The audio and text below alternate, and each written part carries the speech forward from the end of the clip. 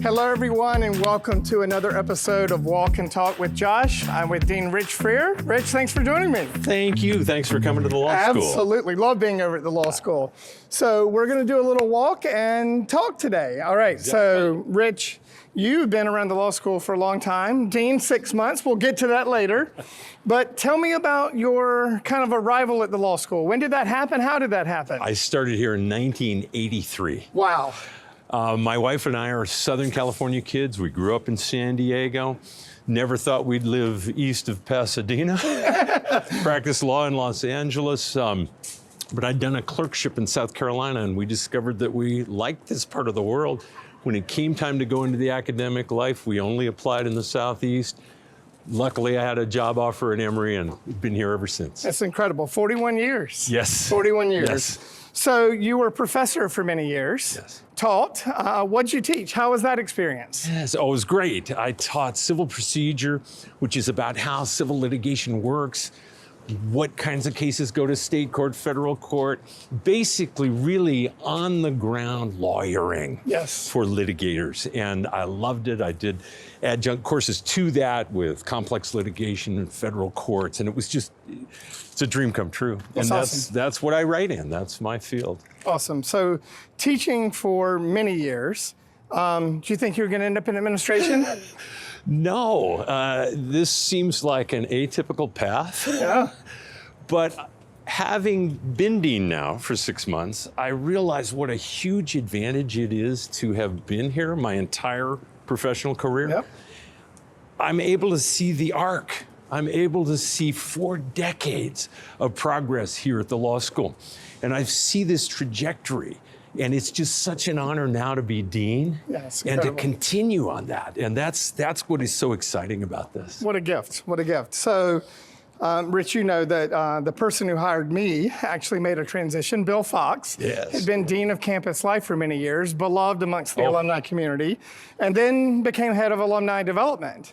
How was being a professor for those 40 years, how has that helped you in 6 months, but how has that helped you as dean? I mean, here we are in Bacardi Plaza, but how is being a professor and working with so many generations of students who are now alums influenced your deanship? It has been such a blessing, such a gift.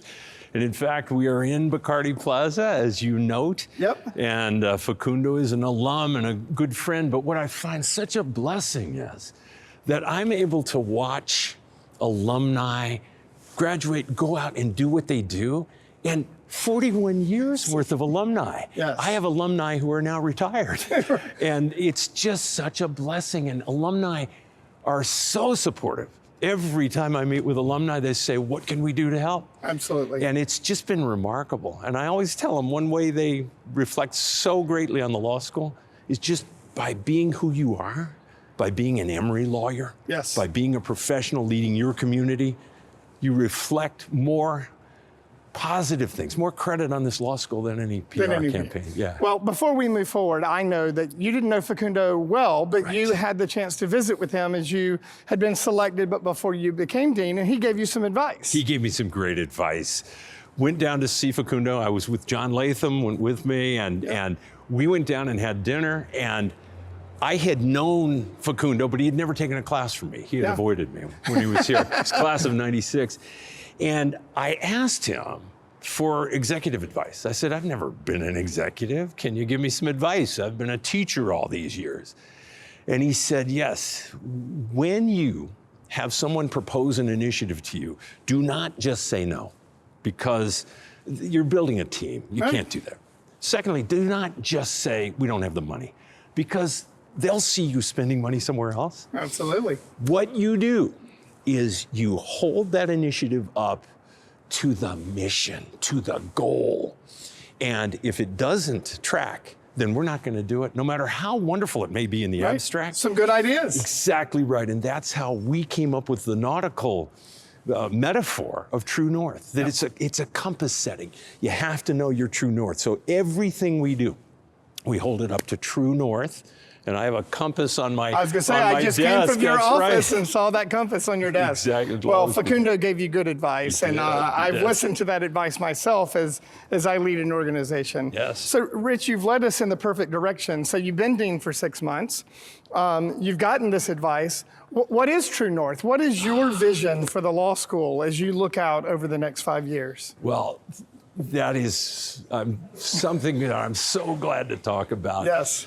And it's not radical. Right. It's continuing what we're doing. As I said, the arc, the trajectory, I've seen this for 41 years. We have a very, very important mission. We educate, we prepare sophisticated principled lawyers. Yes. Exactly right, lawyers.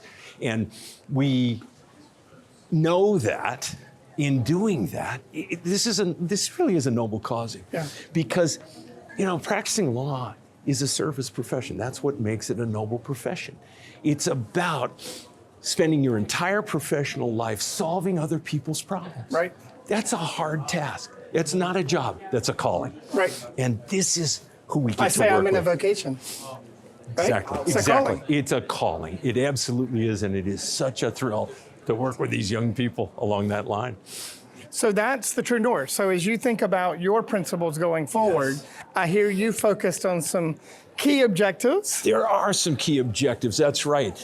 Number one, student flourishing, which of course is a university principle as well. We stopped in the perfect spot for student flourishing. We certainly have.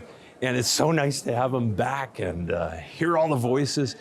But student flourishing, it's not happiness. What we're talking about here is something much deeper. Student flourishing means that when an Emory Law student graduates and goes out into the practice, that person is ready. That person looks back a year, 5 years, 10 years later and says, Emory had me ready. Yeah. So it's the education, it's the skills, including soft skills. It's the networking, it's the mentoring, it's the confidence to go out and serve the clients. And that's student flourishing to us. And it's very important that they understand that there are 270 students in a class. There are 270 paths to success. Absolutely. There is no single path. Right. And it's up to them to find the individual path. We provide what they need. We provide the skills, the training. And you're small enough that you can have those individual conversations. That's exactly right. Yeah. That's exactly right. And we just think it's very important that they understand that they're in control of how they put this career together. We are also emphasizing that this is professional school. This is not college, and there are expectations. The whole career you've chosen, there will be expectations. You don't have clients now, but there are expectations. Absolutely. And so we will always make that clear to them, professional expectations, but we always give them the tools, the skills they need to meet them. So that's part of our Student Flourishing Initiative. We also focus on academic eminence. There's no question at Emory that that's non-negotiable, and it's something we love. It's who we are. Absolutely. No apologies. Yeah, exactly. Yeah. The faculty is just so wonderful here. It reminds me of when I started. I started after a generational shift in the faculty. We've had a similar generational shift recently, and the chance to get to build that sense and mold that sense and continue that sense of team and community is just great. Faculty is top 20 in every metric of scholarly productivity and impact, so it's great. We're also looking at our clinics and our centers and our programs. These are not just tools to get students practice ready, but they also reflect a lot about our values. And so that's been a very exciting thing. Just to mention, we have 4 endowed centers. The Barton Center, Child Law and Policy. Yep. We have the Center on the Study of Law and Religion.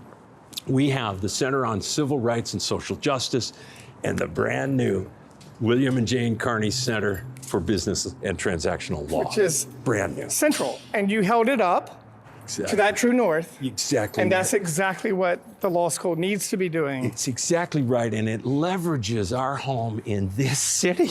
Yeah. I mean, think of the civil rights, social justice. This is Atlanta. one of the cradles of the civil rights movement, and then, of course, a business hub, a world business hub. So all of these. Well, and thanks to Bill and Jane Carney. Oh, my word. And if I may, most recent gift since you took over, and the largest gift to the law school. Yes, thank you. It's incredible. Bill was on the appointments committee when I was hired. Oh, wow. And he and Jane were the first people to have Louise and me over for dinner when we moved to Atlanta. And Bill has made this, it's a transformational gift. It is the largest gift in the history of the law school. And we are all just so much in his debt. So. Well, it's incredible, Rich, the investment. And you talked about that 40 years of knowing students who are alums, who are practicing, who are retired.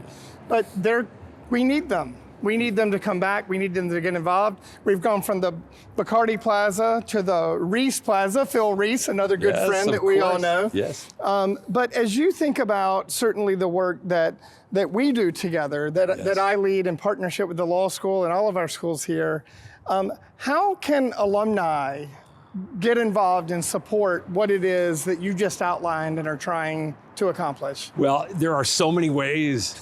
And one of the great things about being dean is you see the entirety of what we call Team Emory Law. Yeah. And Team Emory Law is big and it's diverse. Yes, it's faculty. Yes, it's students.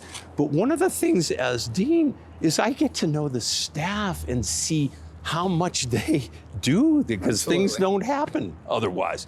And the alumni community. It's part of that team. Exactly, part of that team, and a robust part of that team. I am so moved by the outreach. And again, every meeting, they seem to ask, what can we do? What can we do?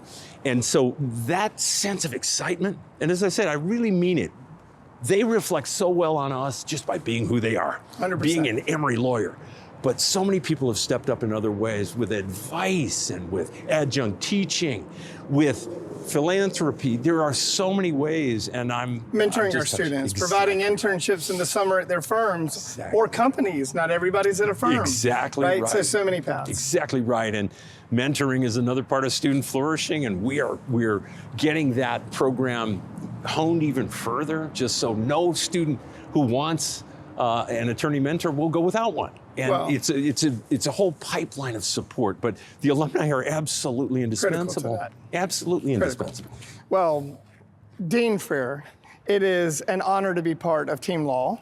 It is an honor to spend time with you, and I know that this 6 months is the beginning of a great time and period at the history of Emory Law, and we're looking forward to great things, and I know that our alums and other constituents look forward to watching great things over the next 5 years. Josh, we've known each other for many years, and I so enjoy working with you. Well, Thank you it's so a pleasure. much. Thanks so much. Thanks for joining us for this walk and talk. We look forward to seeing you again soon. Take care. Bye-bye.